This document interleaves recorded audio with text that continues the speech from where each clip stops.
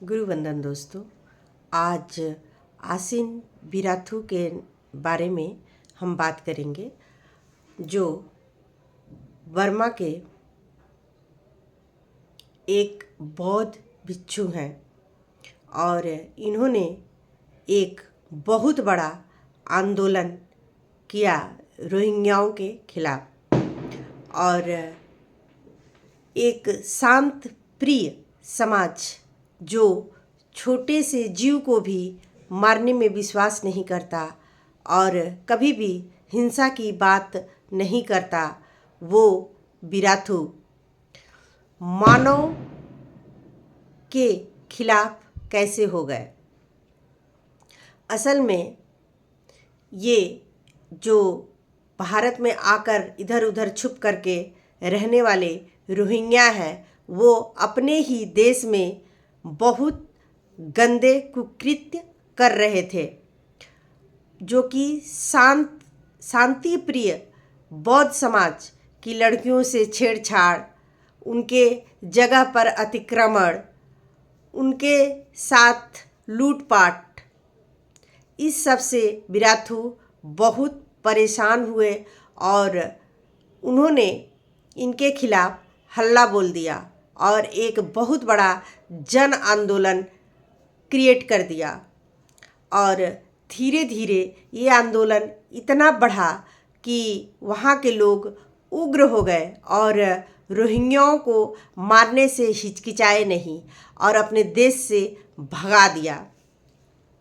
Rohingya अपना जान बचाने के लिए वहाँ से किसी तरह से भागते भागते कुछ बांग्लादेश तो कुछ भारत के तरफ अपना रुख मोड़े और आज हम लोग इन रोहिंग्या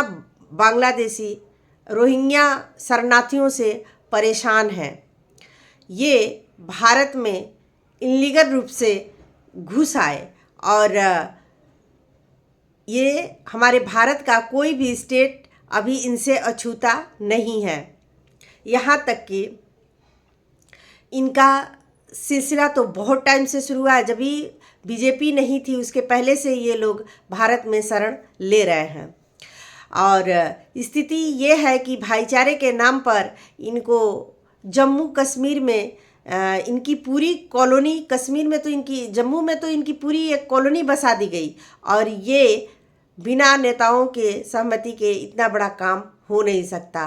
कहाँ वो इधर बंगाल के तरफ से घुसते घुसते उधर वो जम्मू में जा कर के अपना स्थान बना लिए। ये बिना किसी पॉलिटिकल सहयोग के इतना बड़ा काम नहीं हो सकता। दूसरा, राजस्थान में भी इनकी अवैध कॉलोनियाँ हैं और दिल्ली में तो पूछो ही मत।